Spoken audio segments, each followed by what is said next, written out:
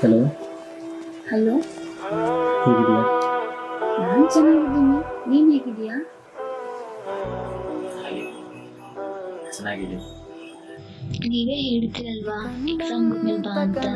ನಾನು ಇವಾಗ 93% ಮಾಡಿದ್ದೀನಿ. ಅದೇ ಧಾರವಾಡ ಯೂನಿವರ್ಸಿಟಿನಲ್ಲಿ ನೀಟ್ ಕೋಚಿಂಗ್ ತಗೋತಾ ಇದ್ದೀನಿ ಗೊತ್ತಾ. ಕಂಗ್ರ್ಯಾಚುಲೇಷನ್ಸ್. ನಿನ್ನ ಬಿಟ್ಮೇಲೆ ತುಂಬಾ ಕಷ್ಟ ಆಯ್ತು.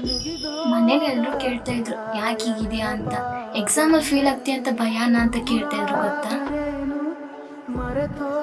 ಆದ್ರೆ ಅವ್ರಿಗೇನ್ ಗೊತ್ತಿತ್ತು, ನನ್ನ ಯೋಚನೆ ಬರೀ ನಿಂದೆ ಇತ್ತು ಅಂತ. 3 ತಿಂಗಳು ಹೇಗಿದ್ದೆ ಅನ್ನೋದು ನನಗೆ ಗೊತ್ತಾ. ಇದರಿಂದ ನಾನು ಕೂಡ ಒಂದು ಪಾಠ ಕಲಿತೆ.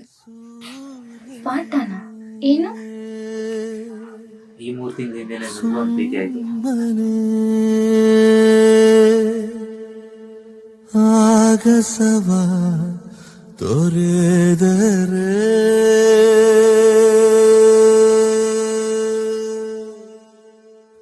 ನೋಡು ಭೂಮಿಯ ನಾಥ.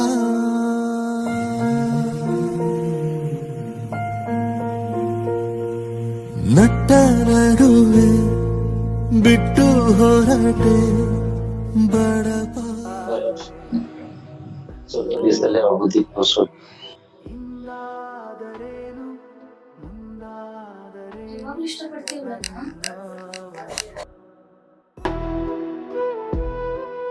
ಹಲೋ, ಹೋಗ್ಲಿ ಬಿಡು ಅದೆಲ್ಲ ಇವಾಗ.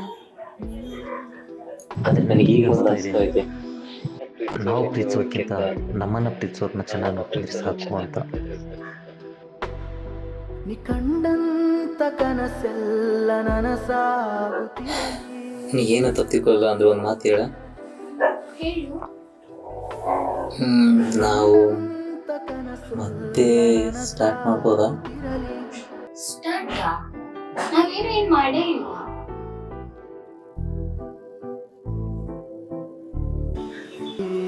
ಹಾಗಂದ್ರೆ ಮತ್ತೆ ಪ್ರಪೋಸ್ ಮಾಡು. ಆಗಲ್ಲ. ಹೌದಾ? ಅಂದ್ರೆ ಇಷ್ಟ ಇಲ್ಲ ಬಿಡು. ಏ ಹಾಗೇನಿಲ್ಲ. ನಾನು ಪ್ರಪೋಸ್ ಮಾಡು. ಅದು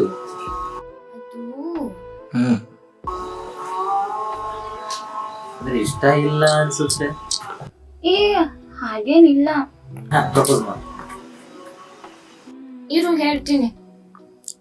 ಆದ್ರೆ ಒಂದು ಕಂಡೀಷನ್. ಏನು? ಲೈನ್ ಸೇಲ್ ಪ್ರಪೋಸ್ ಮಾಡ್ಬೇಕು. ಸರಿ. ಹೇಳು. I cannot promise you an easy life or that I will not disappoint you.